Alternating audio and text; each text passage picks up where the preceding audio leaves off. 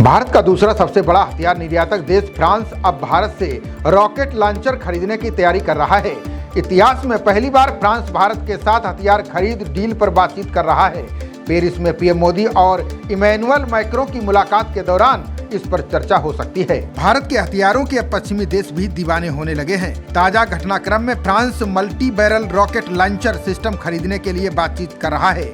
समाचार एजेंसी ने शीर्ष भारतीय अधिकारी के हवाले से इस संभावित डील के बारे में जानकारी दी है। ये पहली बार होगा जब भारत का दूसरा सबसे बड़ा हथियार आपूर्तिकर्ता नई दिल्ली से हथियार खरीदेगा।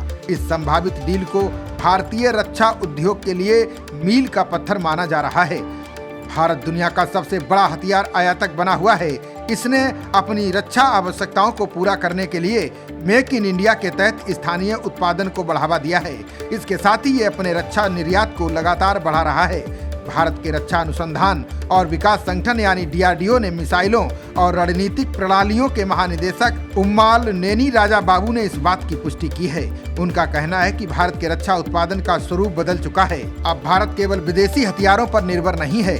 मेक इन इंडिया पहल के तहत देश में आधुनिक हथियार बनाए जा रहे हैं। इन हथियारों की डिमांड पूरी दुनिया में हो रही है। अब फ्रांस पिनाका के लिए सक्रिय रूप से बातचीत कर रहा है। फिलहाल अभी तक कोई सौदा नहीं हुआ है, लेकिन बातचीत तेज हो गई है। रिपोर्ट के अनुसार एक अन्य अधिकारी का मानना है कि 90 किलोमीटर तक रेंज वाली घरेलू रूप से निर्मित पिनाका रॉकेट सिस्टम को 3 महीने पहले प्रदर्शित किया गया था। इस हथियार को फ्रांसीसी प्रतिनिधि मंडल को दिखाया गया था। उन्होंने इसे संतोषजनक पाया था।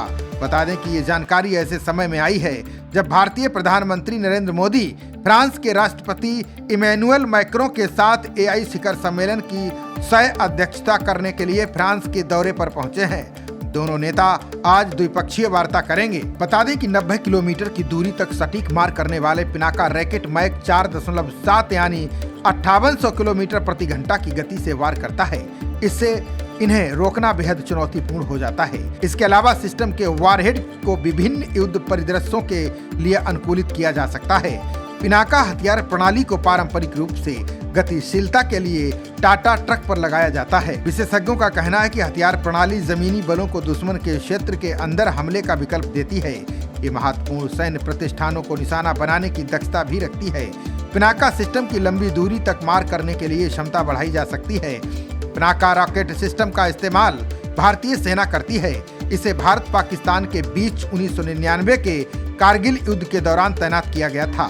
Stockholm International Peace Research Institute की रिपोर्ट के अनुसार साल 2019 से 2023 के बीच रूस के बाद फ्रांस दूसरा सबसे बड़ा हथियार निर्यातक था। खबरों का सिलसिला जारी रहेगा।